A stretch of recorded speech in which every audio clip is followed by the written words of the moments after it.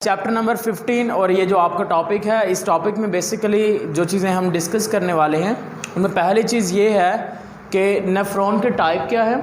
Second चीज़ देखेंगे nephron की structure. उससे नेक्स्ट हम देखेंगे लूप ऑफ हेनले। उसके बाद देखेंगे पेरिटब्यूलर कैपिलरीज, वाजा रेक्टा। उसके बाद देखेंगे यूराइन फॉर्मेशन या फंक्शनिंग ऑफ किडनी। उसके बाद देखेंगे kidney as an osmoregulatory organ, counter current multiplier. और ये सारे जो किस तरह से आपस में मिलके काम कर रही हैं, ये सारी की सारी जो चीज़ें आपस में मिलके काम कर रही हैं, कलेक्टिवली काम कर रही हैं बॉडी के अंदर। अब नेफ्रॉन्स की अगर टाइप्स की बात करते हैं तो बच्चे नेफ्रॉन की दो टाइप्स होती हैं। एक जो नेफ्रॉन होता है वो आपके पास होगा, उस नेफ्रॉन का नेम है कॉर्टिकल नेफ्रॉन, कॉर्टिकल नेफ्रॉन। और जो दूसरा नेफ्रॉन है that nephron is the juxta medullary nephron. दूसरा नेफ्रॉन कौन सा है? Juxta medullary nephron. अब कॉर्टिकल नेफ्रॉन जो ये कहाँ पर मौजूद होगा भाई? अगर मैं किडनी की बात करता हूँ तो किडनी के कितने रीजन से? दो। कौन कौन से? Renal cortex and renal medulla. अब वो नेफ्रॉन्स जो कि रेनल कॉर्टेक्स के अंदर मौजूद होंगे उन नेफ्रॉन्स को क्या नाम दे देंगे? Cortical nephron. और वो नेफ्रॉन जो कहाँ पर मौजूद हैं, जो मेडुला के अंदर मौजूद हैं, उन नेफ्रॉन्स को नाम दे देंगे जक्स्टा मेडुलरी नेफ्रॉन। पहले नेफ्रॉन कौन से आगे? वो नेफ्रॉन जो कहाँ पर मौजूद हैं? That is present in the cortex of the kidney, cortex of kidney के आउटर रीजन या कॉर्टेक्स में मौजूद है, उन्हें आप नाम दे दोगे कौन से नेफ्रॉन्स का? Cortical nephron. और दूसरे नेफ्रॉन जो आपके पास किस रीजन में होंगे? मेडुलरी रीजन में होंगे, मेडुला ऑफ द किडनी, उसे आप नाम दे दोगे जक्स्टा मेडुलरी नेफ्रॉन। अब जो जक्स्टा मेडुलरी नेफ्रॉन होती है, जक्स्टा मेडुलरी नेफ्रॉन इन्वॉल्व होती है कंसेंट्रेटेड यूराइन फॉर्मेशन के अंदर। जक्स्टा मेडुलरी नेफ्रॉन किस चीज़ में इन्वॉल्व होती है? It is involve in the concentrated urine formation, concentrated urine formation. अच्छा, मैं दो डायग्राम्स यहाँ पर बनाऊंगा, उन्हीं दोनों डायग्राम से आपको ये सारी चीज़ें क्लियर होंगी, cortical nephron and juxta medullary nephron. Let's suppose फर्ज करो ये मैं किडनी के अंदर दो रीजन्स, ये आपके किडनी का रीजन्स आगे, स्ट्रक्चर आगे, जो ऊपर वाला हिस्सा है इसे मैंने नाम दिया है, ये वाला बेटा आपके पास है रेनल कॉर्टेक्स। और ये नीचे वाला जो रीजन है ये आपके पास आ गया रेनल मेडुला, रेनल मेडुला आ गया। अब अगर आप बात कर लूँ ना मैं कॉर्टिकल नेफ्रॉन की, किसकी बात करूं? Cortical nephron. तो कॉर्टिकल नेफ्रॉन बच्चे आपको कुछ इस तरह से दिखाई देगी, ये कॉर्टिकल नेफ्रॉन ऐसे कुछ दिखाई देगी। ये उसका आ गया वुमेन कैप्सूल और उसके अंदर आ गई उसका कैपिलरीज का नेटवर्क, फिर ये टब्यूल्स आ गई और उसके बाद ये आ गया बच्चे उसका लूप ऑफ हेनले, और उसके बाद ये टब्यूल्स आ गए। अब ये जो आपके पास नेफ्रॉन है ये कौन सी है? कॉर्टिकल नेफ्रॉन, क्योंकि ये किस रीजन में मोस्टली मौजूद है?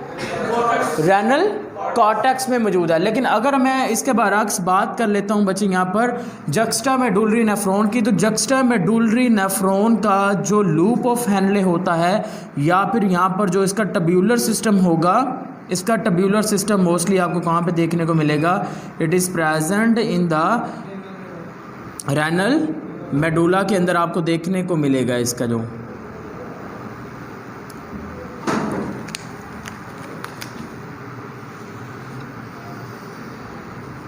अब देखें दोनों नेफ्रॉन्स में फ़र्क नज़र आ रहा है। अब ये वाली जो नेफ्रॉन है आपके पास ये कौन सी आ गई?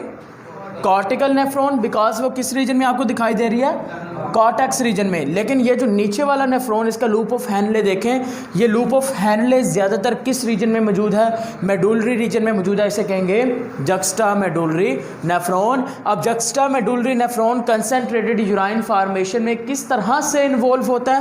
तो आप कहेंगे बच्चे जो जक्स्टा मेडुलरी नेफ्रॉन होता है, जक्स्टा मेडुलरी नेफ्रॉन में उसका जो लूप ऑफ हेनले होता है, लूप ऑफ हेनले के इर्द गिर्द कैपिलरीज का, एडिशनल कैपिलरीज का क्या होता है?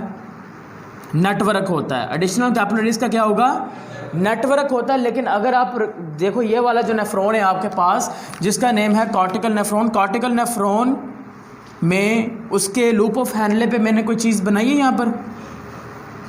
कॉर्टिकल नेफ्रॉन में उसके लूप ऑफ हैनले के ऊपर किसी भी किस्म की कोई टब्यूल मौजूद नहीं है, लेकिन यहाँ पर टब्यूल्स मौजूद हैं। तो टब्यूल्स के मौजूद होने की वजह से जो रीएब्जॉर्प्शन ऑफ वाटर का प्रोसेस होता है वो ज़्यादा हो जाएगा। जब रीएब्जॉर्प्शन ज़्यादा हो जाएगी तो ज़ाहिरी बात है जो यूराइन बनेगा वो कंसनट्रेटेड बनेगा। यूराइन कंसनट्रेटेड बनेगा तो हम कहेंगे यहाँ पर जो कंसनट्रेटेड यूराइन फार्मेशन है उसमें कौन सा नेफ्रॉन इन्वॉल्व है? Juxta medullary nephron is involve. ठीक होगी बात। अब नेक्स्ट हम बात कर लेते हैं स्ट्रक्चर ऑफ नेफ्रॉन के बारे में।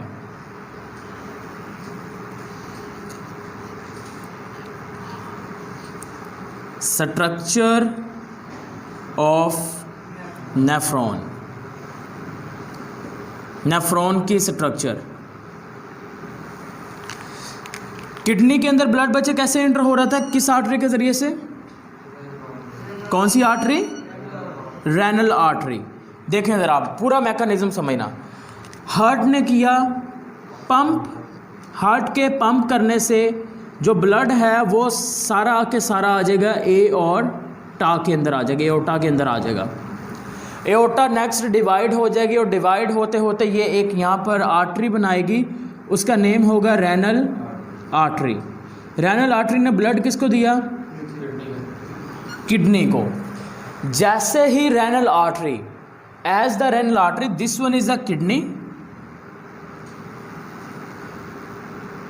और ये जो अंदर की जानिब रीजन है इस रीजन को हम नाम देते हैं हाइलस का। क्या नाम है इसका? हाइलस का।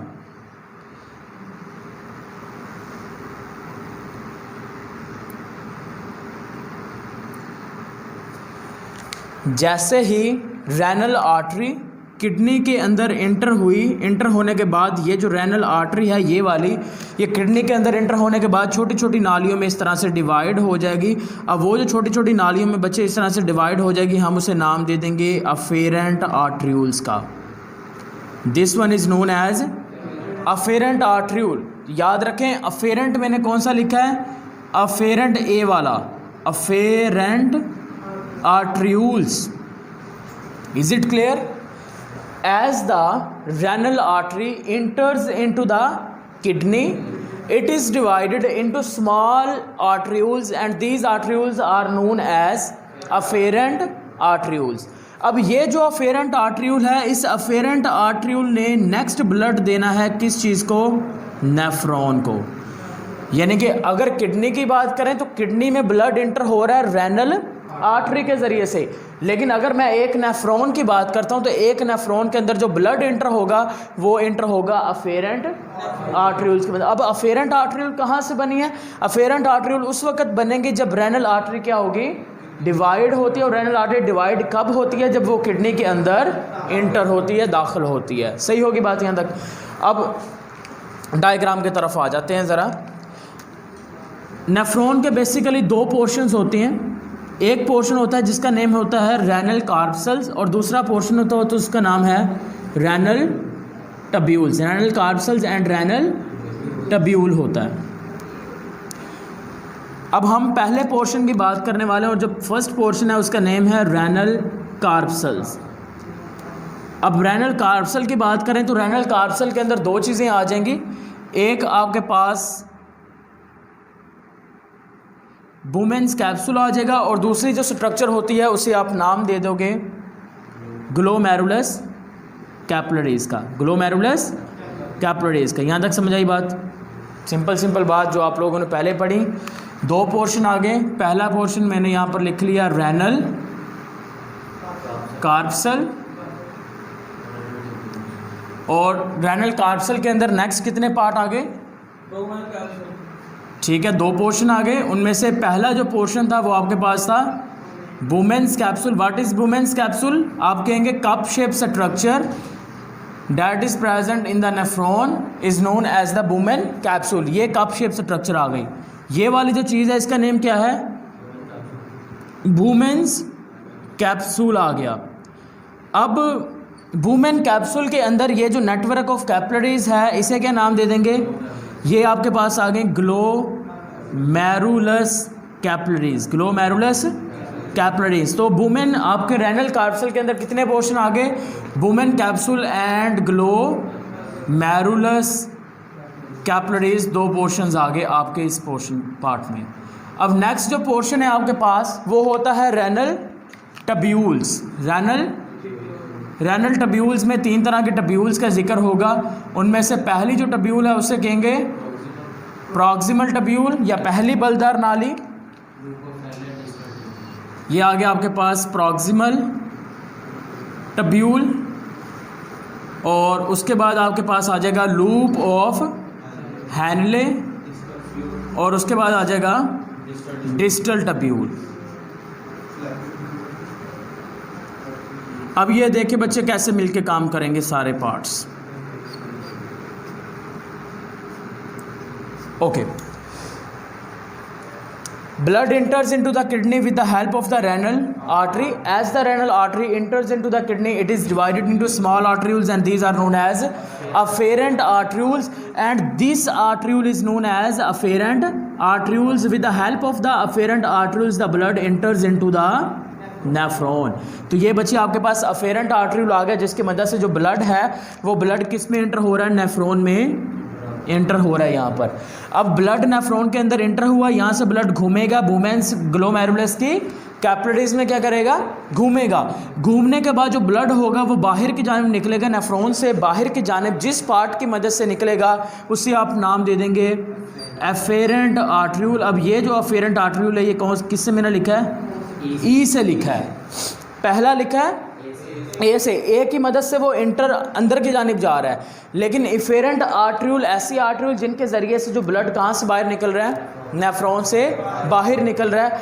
उसके बाद ये जो आपके पास पहला बलदार नाली है इसका नाम क्या है, प्रॉक्सिमल टब्यूल। और प्रॉक्सिमल टब्यूल के बाद जो सबसे इम्पोर्टेंट पोर्शन होता है वो यहाँ पर होगा, इसका लूप ऑफ हैनले होता है सबसे इम्पोर्टेंट। और लूप ऑफ हैनले के बाद जो नेक्स्ट पोर्शन आ जाएगा वो आपके पास होती हैं डिस्टल टब्यूल्स होती हैं। ये आ गई आपके पास डिस्टल टब्यूल। और डिस्टल टब्यूल ने जाके किस में एंटर हो जाना है, डिस्टल टब्यूल जाके एंटर हो जाती हैं कलेक्टिंग डक्ट्स के अंदर, उसने क्या होना है, ओपन होना है। और कलेक्टिंग डक्ट्स ने नेक्स्ट जाकर किस में ओपन हो जाना है, कलेक्टिंग डक्ट्स जाके ओपन हो जाएंगे पैपिलरी डक्ट्स में। पैपिलरी डक्ट्स नेक्स्ट जाकर ओपन हो जाती हैं पेल्विस में। पेल्विस जाएगा यूरेटर में, यूरेटर से यूरिनरी ब्लैडर में, यूरिनरी ब्लैडर से यूरेथ्रा में और बॉडी से बाहर। Is it clear. अब ये आपके पास आ गई स्ट्रक्चर ऑफ नेफ्रॉन। अब स्ट्रक्चर ऑफ नेफ्रॉन और कंसनट्रेटेड यूराइन फॉर्मेशन, इन दोनों का आपस में ताल्लुक देखो ज़रा। जक्स्टामेडुलरी नेफ्रॉन ऐसी नेफ्रॉन जो मौजूद है किडनी के किस रीजन में, रेनल यानी कि अंदर वाली साइड पर मौजूद है। अंदर वाली साइड पर तो मौजूद है, लेकिन उसके जो लूप ऑफ हैनले था उसके इर्द गिर्द नेटवर्क था एक एडिशनल कैपिलरीज का। अब बच्चे ये वाली जो इफेरेंट आर्टरील जिसकी मदद से ब्लड नेफ्रॉन से बाहर आ रहा है, ये क्या करती हैं, ये यहाँ से निकलने के बाद जाएंगी और जाने के बाद बच्चे ये बना देती हैं ग्लाफ बनाएंगी। और ग्लाफ किसके ऊपर बना देती हैं, प्रॉक्सिमल टब्यूल के इर्द गिर्द ऐसे क्या बना देंगी, लिपट जाएंगी। ये कौन ग्लाफ बनाएंगी, efferent arterioles. Is it clear. अब देखो प्रॉक्सिमल टब्यूल के इर्द गिर्द नेटवर्क है कैपिलरीज का।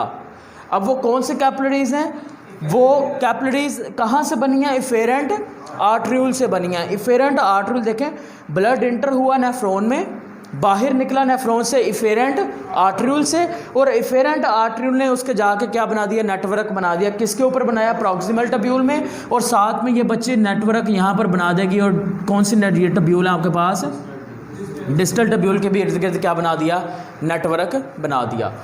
अब ये नेटवर्क बच्चे आपको कॉर्टिकल नेफ्रॉन में भी मिलता है। ये जो नेटवर्क मैंने यहाँ पर बनाया ये आपको मिलेगा जक्स्टामेडुलरी नेफ्रॉन के अंदर भी देखने को मिलेगा। ठीक है। अब ये कौन सी आपके पास कैपिलरीज होती हैं, इनको हम नाम देते हैं पेरिटब्यूलर कैपिलरीज। पेरिटब्यूलर, व्हाट इज पेरिटब्यूलर कैपिलरीज, अगर आपसे पूछ लिया जाए, शॉर्ट क्वेश्चन बन सकता है भाई, पेरिटब्यूलर कैपिलरीज क्या हैं, तो आप क्या कहेंगे भाई? Peritubular capillaries is a network of capillaries that is present around the proximal tubule and the distal tubule. Is it clear how the peritubular capillaries are arised? The blood leaves the nephrons with the efferent arterioles, and this efferent arterioles is changed into the network of capillaries, and this network of capillaries is present around the proximal tubule as well as the distal tubules, and this network of capillaries is known as peritubular capillaries. तो simple हम कहेंगे network आ जाएगा आपके पास, network of capillaries around, ठीक है, ये MCQs भी बनेगा, मैं बताऊंगा कैसे बनेगा, around proximal tubule and distal tubule. अच्छा जी, देखो भाई, juxtamedullary nephron is involved in the concentrated urine formation.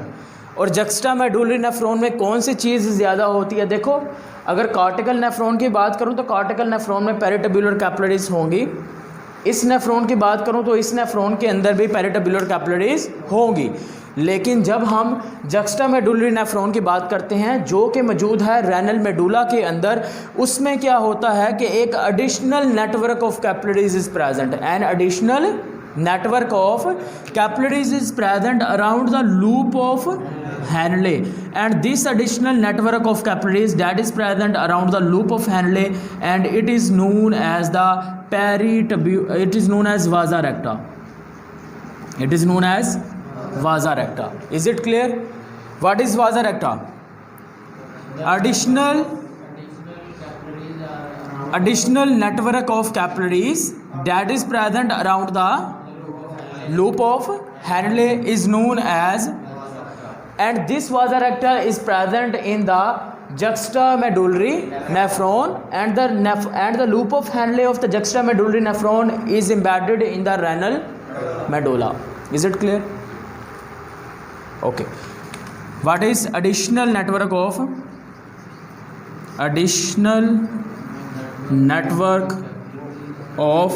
capillaries around? Why the loop of Henle is important? Because जितनी भी रीअब्जॉर्प्शन होनी है वो मोस्टली किसके मदद से होती है, that's why loop of Henle is important. अच्छा जी, अब ये आपका हो गया दूसरा टॉपिक। अब तीसरा टॉपिक की तरफ जा रहे हैं। तीसरा टॉपिक है आपका फंक्शनिंग ऑफ किडनी, या फिर आप उसको नाम दे दो यूराइन फॉर्मेशन। अब किडनी का फंक्शन देखना कैसे काम करेगी, फंक्शनिंग ऑफ किडनी, या फिर मैं यहाँ पर बच्चे नेफ्रॉन लिख रहा हूँ, या यूराइन फॉर्मेशन।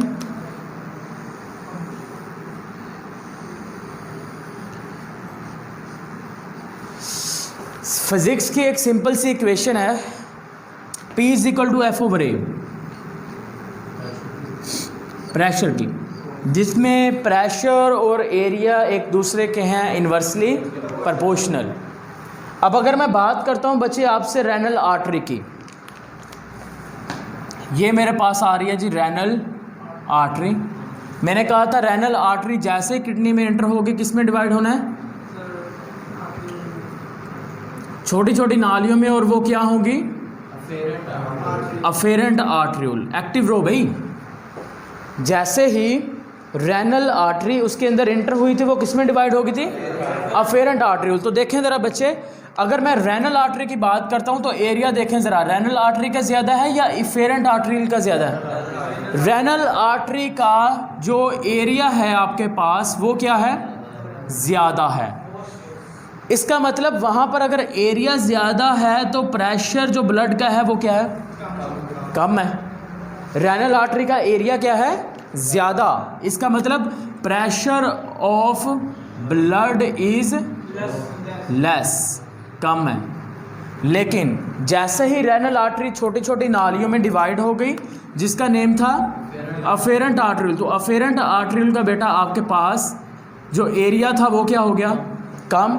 अब एरिया कम हुआ तो प्रेशर क्या हो गया, इसका मतलब ब्लड का प्रेशर कहाँ पर ज़्यादा होता है, रेनल आर्टरी में ज़्यादा होगा कि अफेरेंट आर्टरील में, अफेरेंट आर्टरील में ज़्यादा है। अब देखें ज़रा, ब्लड यहाँ से इंटर हुआ किडनी में, रेनल आर्टरी में गया, रेनल आर्टरी से डिवाइड हुआ, अफेरेंट आर्टरील में आया, अफेरेंट आर्टरील के ज़रिए से इंटर हो गया नेफ्रॉन के पहले पोर्शन में, उसका नाम था बुमेन्स कैप्सूल। तो जैसे ही अफेरेंट आर्टरील्स यहाँ पर नेफ्रॉन के अंदर गई, अफेरेंट आर्टरील्स नेफ्रॉन के अंदर गई, अफेरेंट आर्टरील मज़ीद छोटी छोटी नालियों में डिवाइड हो गई, उसे नाम दिया ग्लोमेरुलस कैपिलरीज। अब ब्लड का प्रेशर आपने खुद कहा कि अफेरेंट आर्टरील में क्या है, ज़्यादा है, और अफेरेंट आर्टरील अब किस में डिवाइड हो चुकी है, कैपिलरीज़ के अंदर। और कैपिलरीज़ की जब भी बात करेंगे तो बच्चे, जो कैपिलरीज़ होती हैं आपको पता है जी, कैपिलरीज़ की जो वाल्स होती हैं उसके अंदर पोर्स मौजूद होते हैं, कैपिलरीज़ की वाल्स के अंदर पोर्स मौजूद होते हैं। अब हुआ कुछ इस तरह से, लेट्स सपोज ये मैंने बेटा कैपिलरीज़ बना लेता हूँ यहाँ पर। अब इनके अंदर ब्लड था, ब्लड आ रहा था, अब इनके अंदर इस तरह से पोर्स भी मौजूद हैं, जिसकी वजह से उस ब्लड के अंदर जितना भी वेस्ट मटेरियल है, जितना भी वाटर है, वो उन सुराखों के ज़रिए से बाहर आ जाएगा। जितना भी वाटर है, जितने भी साल्ट्स हैं, जितने भी आयंस हैं, वो सारे के सारे कहाँ पर आ जाएंगे, बाहर आ जाएंगे। देखो ज़रा, ब्लड का फ़्लो ज़्यादा था, ब्लड के प्रेशर के ज़्यादा होने की वजह से जितना भी वेस्ट मटेरियल है, उस वेस्ट मटेरियल में आपके पास बच्चे वाटर है, उस वेस्ट मटेरियल में आपके पास साल्ट्स हैं, उस वेस्ट मटेरियल में आपके पास हैं आयंस हैं। ये सारी की सारी चीज़ें वहाँ से निकलकर कहाँ पर आ जाएंगी, ये बुमेन कैप्सूल में आ जाएंगी। Is it clear? ब्लड इधर से अंदर इंटर हुआ और ब्लड से जितनी भी वेस्ट मटेरियल है वो कहाँ पर आ गई, बुमेन कैप्सूल में। और जो ग्लोमेरुलस की कैपिलरीज है, ये दोबारा आपस में मिलके इन्होंने क्या बना दिया, एफेरेंट आर्टरील, और इसकी मदद से ब्लड वहाँ से क्या हो गया, बाहर निकल गया। अब मेन जो चक्कर है वो हमारे पास पहला आ गया, यानी कि आपके पास वेस्ट मटेरियल आ चुका है। तो जब भी हम फंक्शनिंग ऑफ किडनी की बात करेंगे तो 3 स्टेप्स बेसिक होते हैं। अब 3 स्टेप में से जो पहला स्टेप है वो है आपके पास प्रेशर फिल्ट्रेशन। प्रेशर फिल्ट्रेशन, देखो यहाँ पर फिल्ट्रेशन हुई है, फिल्ट्रेशन हो गई, ब्लड को फिल्टर किया, ब्लड को फिल्टर करने के बाद water, salts, ions, nitrogenous waste सारे के सारे बाहर आ गए। लेकिन ये फिल्ट्रेशन तो हुई है, लेकिन किसके प्रेशर की वजह से, प्रेशर किसका था, ब्लड का। ब्लड के प्रेशर की वजह से जो फिल्ट्रेशन हुई है ग्लोमेरुलस की कैपिलरीज के अंदर, उस प्रोसेस को आप नाम दे दोगे प्रेशर फिल्ट्रेशन का नाम दे दोगे। सेकंड जो चीज़ है उसे आप नाम दोगे सिलेक्टिव रीएब्जॉर्प्शन। सिलेक्टिव, देखो फोकस करो ज़रा, सिलेक्टिव, चंद एक सिलेक्ट चीज़ों को क्या करना है, रीएब्जॉर्ब करना है, सिर्फ सिलेक्टेड चीज़ों को। अब वेस्ट मटेरियल बुमेन कैप्सूल से कहाँ पर आ जाएगा, प्रॉक्सिमल टब्यूल्स में। जैसे ही प्रॉक्सिमल टब्यूल में आएगा, प्रॉक्सिमल टब्यूल में आने के बाद जितने भी वाटर हैं, इम्पोर्टेंट जो साल्ट्स हैं, आयंस हैं, वो वापस ब्लड में लेके चले जाएंगे। कैसे चले जाएंगे वो अब देखना ज़रा। लेकिन एक डायग्राम और बना लेते हैं।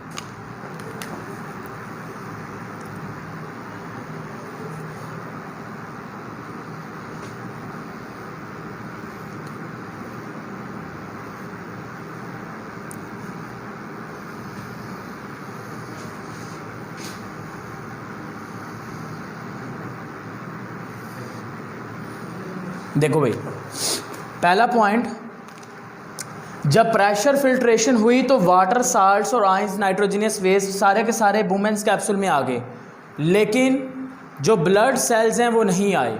क्यों? क्योंकि जो ब्लड सेल्स थे उनका साइज़ था बड़ा, उनका साइज़ क्या था, बड़ा था। लेकिन जो कैपिलरीज के अंदर पोर्स थे उनका सुराख का साइज़ क्या था, कम था, जिसकी वजह से वाटर, साल्ट्स और आयंस और नाइट्रोजीनियस वेस्ट ब्लड से निकलकर आ गए, लेकिन जो ब्लड के सेल्स हैं वो ब्लड से बाहर नहीं आए। नेक्स्ट है सिलेक्टिव रीअब्जॉर्प्शन। अब वेस्ट मटेरियल बचे यहाँ पर आगे, उस वेस्ट मटेरियल में वाटर भी है, उस वेस्ट मटेरियल में सब कुछ मौजूद है, राइट। अब मैं दो पोर्शन बना रहा हूँ, ये आपके पास आ गया रेनल कॉर्टेक्स और नीचे आ गया रेनल मेडुला। जब हम रेनल कॉर्टेक्स से रेनल मेडुला की तरफ जाते हैं तो जो इंटरस्टिशियल फ्लूइड होता है, ये बेटा है इंटरस्टिशियल फ्लूइड। तो बच्चे ये ऐसा फ्लूइड जो टिश्यूज़ के दरमियान में मौजूद है, ठीक है। देखो नेफ्रॉन के इर्द गिर्द मैं बना रहा हूँ, ये है इंटरस्टिशियल फ्लूइड।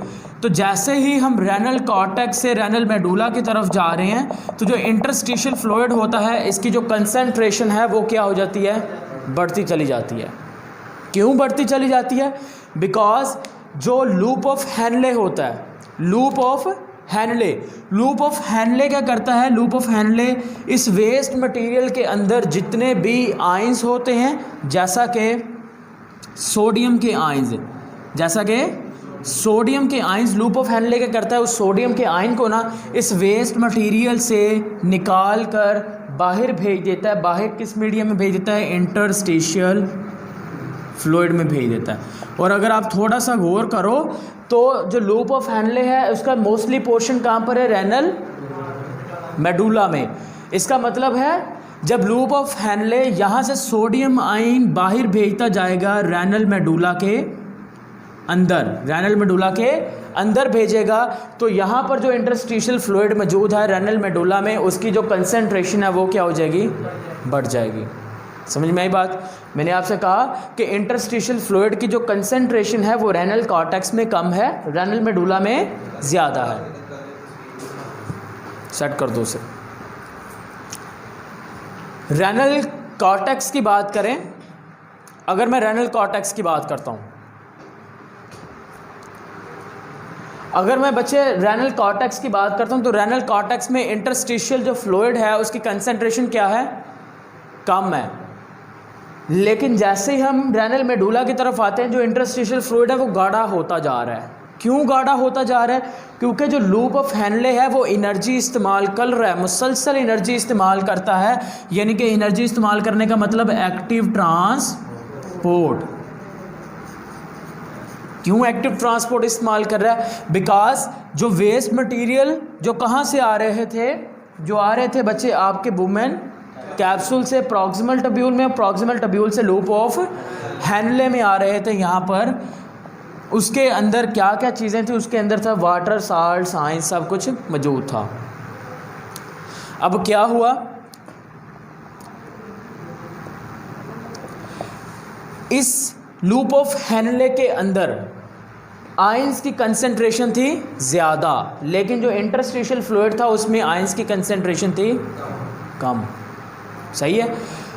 बाहर क्या है? कंसंट्रेशन कम है, उसके अंदर क्या है? ज़्यादा है। जैसे ही सोडियम के आयंस को यहाँ से बाहर भेजा गया, लूप ऑफ हेनले भी दो तरह का है। लूप ऑफ हेनले दो तरह का होता है, एक होता है असेंडिंग लूप ऑफ हेनले, दूसरा होता है डिसेंडिंग लूप ऑफ हेनले। अब जो नीचे की तरफ लूप ऑफ हेनले है इसका नाम होता है इसेंडिंग लूप ऑफ हेनले, और जो ऊपर की तरफ जा रहा है वो आपके पास है डिसेंडिंग लूप ऑफ हेनले।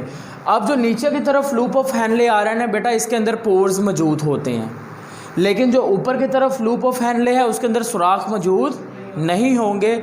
इसी वजह से क्या होगा? जो सोडियम के आयंस होंगे, सोडियम के आयंस यहाँ से उस वेस्ट मटेरियल से कहाँ पर आ जाएंगे? इंटरस्टिशियल फ्लूइड में आएंगे। जब वो इंटरस्टिशियल फ्लूइड में आएंगे तो इंटरस्टिशियल फ्लूइड गाढ़ा हो जाएगा। क्या हो गया? इंटरस्टिशियल फ्लूइड गाढ़ा हो गया। अब सोडियम के आयन जैसे ही बाहर आए, सोडियम के ऊपर चार्ज था पॉजिटिव, इसका पीछा करते करते क्लोराइड के जो आयंस है वो भी कहाँ पर आ जाएंगे? इंटरस्टिशियल फ्लूइड में आ जाएंगे। जब क्लोराइड के आयंस आएंगे, सोडियम के आयंस आ गए, देन क्या हुआ? जो आपके पास इंटरस्टिशियल फ्लूइड है उसकी कंसंट्रेशन क्या हो गई, ज़्यादा हो गई। अब बाहर सल्यूट की कंसंट्रेशन क्या है, ज़्यादा, सल्यूट इज़ हाई, लेकिन टब्यूल्स के अंदर सल्यूट क्या हो गया, कम।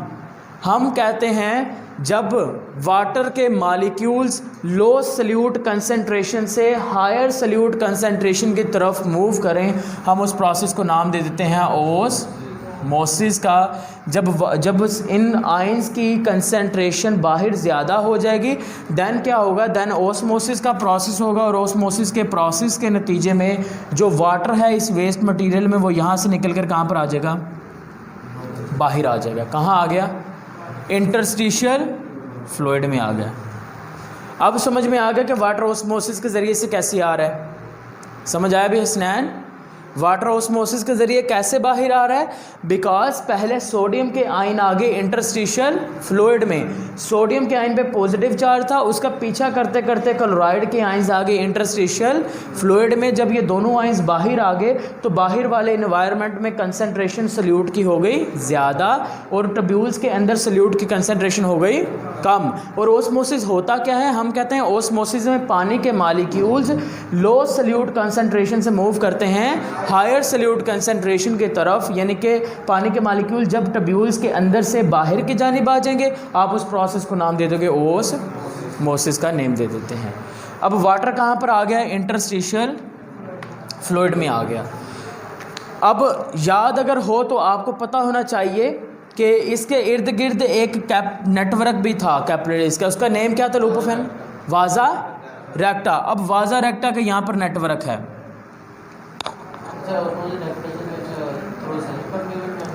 नहीं semi permeable membrane facility diffusion में इस्तेमाल होगा, इधर इस्तेमाल नहीं होता, ठीक है। अच्छा जी, अब वाजा रेक्टा मौजूद है।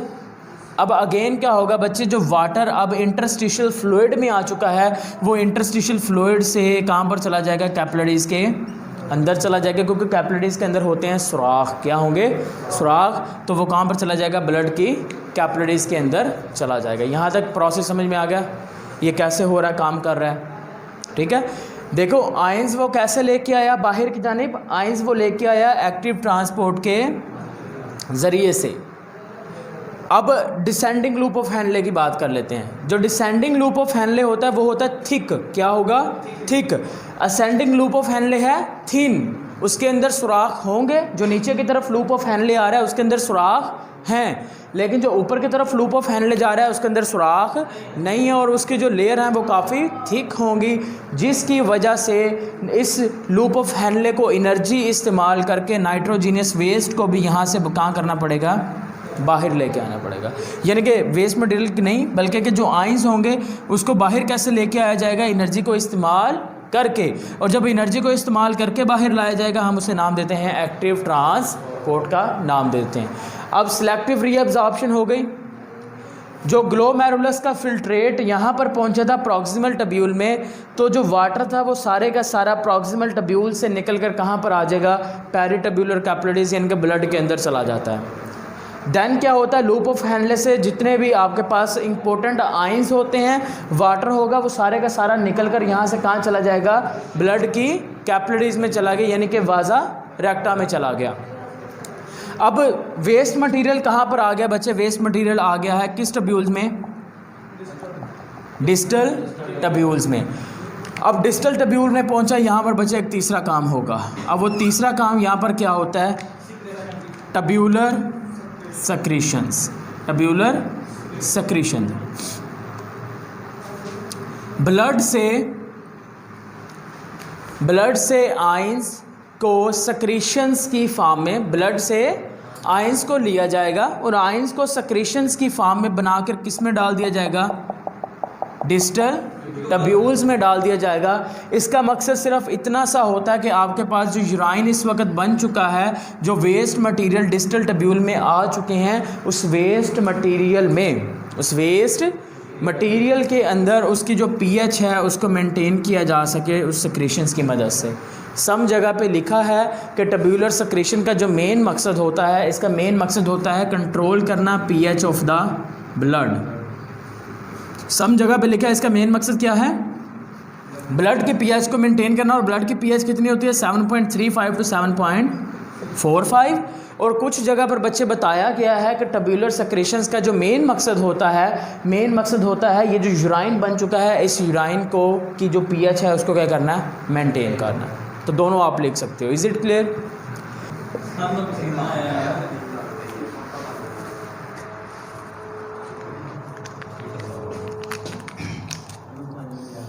अच्छा बच्चे दोनों को देख लें अब। काउंटर करंट मल्टीप्लायर, जो मेन आप जो चीज़ आपको डिस्टर्ब करती है इसमें, वो आपकी बुक में जो डेफिनेशन लिखी है वो सबसे बड़ी कंफ्यूजिंग चीज़ है इसमें, ठीक है। तो आपकी बुक में लिखी गई है इसकी definition, opposite flow of the adjacent fluid that maximize the transfer rate. अब इसका मकसद क्या है? इस मैकेनिज्म को समझने के लिए दो चीज़ें लो भाई। आपके पास दो टब्यूल हैं, एक ए है दूसरी है बी। अब दोनों टब्यूल साथ साथ इनमें फ्लूइड मीडियम फ्लो कर रहा है। अब जो आपके पास ए वाली ट्यूब है ना, ए वाली ट्यूब के अंदर जो सल्यूट की कंसंट्रेशन है वो है 50% और वाटर की आ गई। और यहाँ पर जो सल्यूट की कंसंट्रेशन है वो सपोज कर लें यहाँ पर बच्चे आपके पास है जी 10%। कितनी आ गई? 10%। यानी कि इधर सल्यूट की कंसंट्रेशन है 50%, उधर आ गई आपके पास 10%। दोनों एक दूसरे के करीब हैं और साथ में इन दोनों में जो फ्लूइड है वो फ्लो कर रहा है। जैसे ही इनके अंदर फ्लूइड फ्लो करता है ना, इस टब्यूल के अंदर जो चीज़ ज़्यादा होगी, जो साल्ट्स ज़्यादा होंगे वो यहाँ से निकलेंगे। यहाँ से निकलने के बाद किस टब्यूल में चले जाएंगे? जो साथ वाली टब्यूल है उसके अंदर चले जाएंगे। अब इस टब्यूल में 10% है सल्यूट, इसका मतलब 10% सल्यूट है तो 90% है वाटर सॉल्वेंट। तो यहाँ से बच्चे जो वाटर होगा बी वाली टब्यूल से वो निकल कर किस में आ जाएगा? ए वाली में। यानी कि इधर सल्यूट ज़्यादा था तो सल्यूट इधर से निकल कर उधर जा रहा है, और इधर अगर सॉल्वेंट ज़्यादा तो सॉल्वेंट वहाँ से निकल कर इधर आ रहा है। और at the end of this tubule, और इन टब्यूल का जो आखिर वाला हिस्सा है, आखिरी वाले हिस्से पर जब हमने जाके उनको स्टडी किया तो इधर भी जो सल्यूट की कंसंट्रेशन है वो 30% है, इधर भी सल्यूट की कंसंट्रेशन कितनी है? 30% है। ये आ गया आपके पास simple counter current mechanism. Counter current mechanism क्या होता है? एक ऐसा मैकेनिज्म जिसमें क्या होगा, जो दो फ्लूइड एक साथ एडजेसेंट साथ साथ क्या करते हैं? फ्लो करते हैं। और जब वो साथ साथ फ्लो करेंगे उससे क्या होगा, जो टब्यूल ए थी उसके अंदर क्या चीज़ ज़्यादा थी? सल्यूट ज़्यादा था, तो सल्यूट यहाँ से निकल कर उधर आ गया। और यहाँ पर क्या चीज़ ज़्यादा थी? वाटर ज़्यादा था, तो वाटर निकल कर यहाँ पर आ गया। और एट द एंड दोनों के अंदर सल्यूट और सॉल्वेंट की कंसंट्रेशन क्या आ गई? इक्वल आ गई। सही है। अब काउंटर करंट मैकेनिज्म या मल्टीप्लायर ये कैसे होता है बच्चे? आप इसको सिंपली कहें कि ये एक ऐसा प्रोसेस होगा जिसमें यूराइन कौन सा बनता है? कंसंट्रेटेड। लेट्स सपोज फर्ज करें मेरी बॉडी के अंदर बच्चे वाटर की कमी हो गई। जैसे ही वाटर की कमी होगी, वाटर की कमी के होने की वजह से मेरा जो पिट्यूटरी ग्लैंड है, ये पिट्यूटरी ग्लैंड का जो पोस्टीरियर लोब है ये हार्मोन रिलीज़ कर देगा। उस हार्मोन का नेम है ADH, एंटी ड्यूरेटिक हार्मोन। जैसे ही बॉडी के अंदर कम हुआ, पानी की परसेंटेज कम हुई, पानी कम हुआ, गुर्दों के ऊपर, किडनीज के ऊपर ग्लैंड था, एड्रीनल ग्लैंड, उसने एक हार्मोन रिलीज़ किया। उस हार्मोन का नेम क्या था? Aldosterone hormone. अब लास्ट बच्चे आपको याद है जब हम पढ़ रहे थे कंसंट्रेशन और ऑस्मोसिस वाली चीज़ें, मैंने वहाँ पर डायग्राम ऐसे कुछ बनाई है आपके लिए, और मैंने आपसे कहा था कि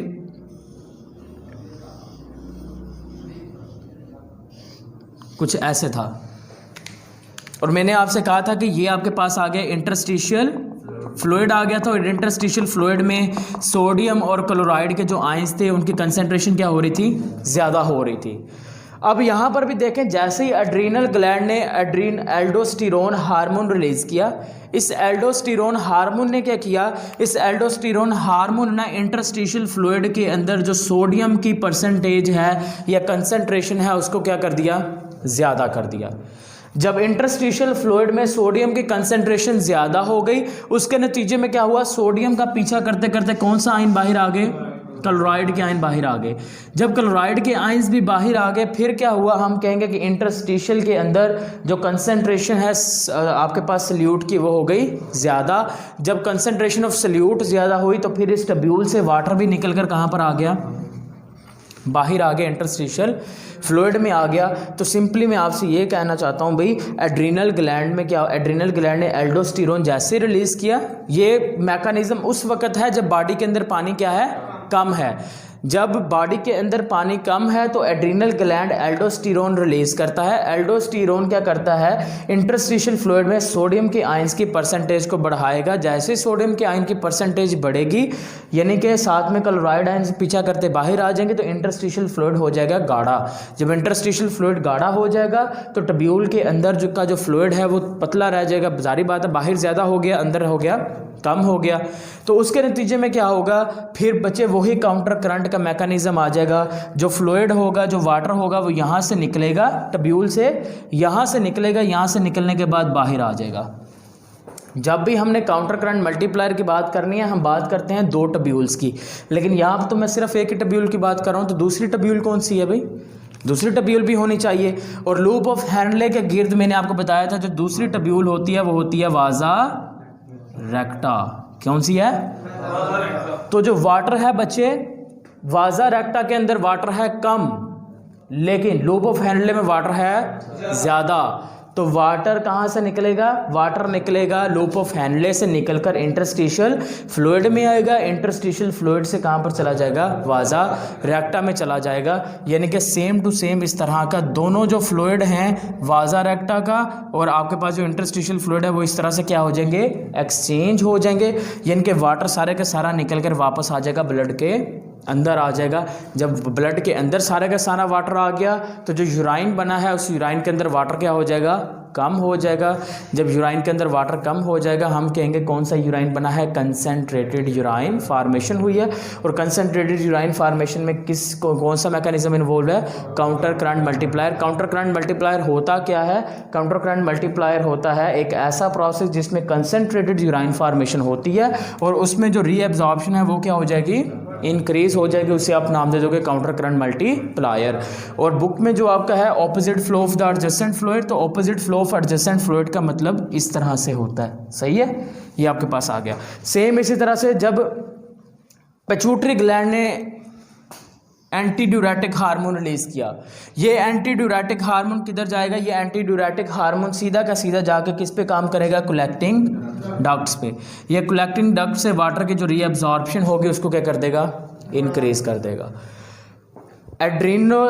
एल्डोस्टेरोन हार्मोन ने किस पे काम किया, लूप ऑफ हेनले के ऊपर, और उसने किसकी परसेंटेज बढ़ाई, सोडियम के आयन की इंटरस्टिशियल फ्लूइड में। लेकिन एंटीड्यूरेटिक हार्मोन ने किसके ऊपर काम किया, कलेक्टिंग डक्ट्स में, और इसने वहाँ पर क्या चीज़ इंक्रीज कर दी, वहाँ पर इसने रीअब्जॉर्प्शन, कलेक्टिंग डक्ट्स के अंदर वाटर की रीअब्जॉर्प्शन को क्या कर दिया, इंक्रीज कर दिया। अब kidney as an osmoregulatory organ के तौर पर कैसे काम करती है, कैसे काम करेगी भी, देखो अगर बॉडी के अंदर पानी कम है तो जो यूराइन बनेगा वो कौन सा बनेगा, कंसनट्रेटेड यूराइन बन रहा है। जब बॉडी के अंदर पानी ज़्यादा होता है जो यूराइन बनेगा आपके पास डाइल्यूट यूराइन बनता है। तो ऑस्मोरेगुलेटरी ऑर्गन हम किसे कहते हैं, ऐसी ऑर्गन जो ऑस्मोरेगुलेशन को मेंटेन रखते हैं। ऑस्मोरेगुलेशन होती क्या है, बॉडी के अंदर वाटर और साल्ट की कंसंट्रेशन को मेंटेन करने को क्या कहते हैं, ऑस्मोरेगुलेशन। तो इसका मतलब ये है कि जो किडनी है वो कम जब वाटर है तो उस वक्त यूराइन के अंदर बहुत कम वाटर रिलीज कर रही है। जब बॉडी के अंदर वाटर ज़्यादा है तो उस वक्त यूराइन के अंदर वाटर क्या होता है, ज़्यादा होता है। इसका मतलब जो यूराइन की फॉर्मेशन है वो डिपेंड करती है बॉडी की इंटरनल स्टेट और इंटरनल वाटर की कंडीशन के ऊपर। That's why we can say that the kidney क्या है, एक ऑस्मोरेगुलेटरी ऑर्गन है। तो इस तरह से बच्चे आपके काउंटर करंट मल्टीप्लायर, आपका जो एंजाइम सिस्टम है, हार्मोनल सिस्टम है, उसके अलावा जितने भी ये पॉइंट्स ये सारे आपस में मिलके काम कर रहे हैं। सही है।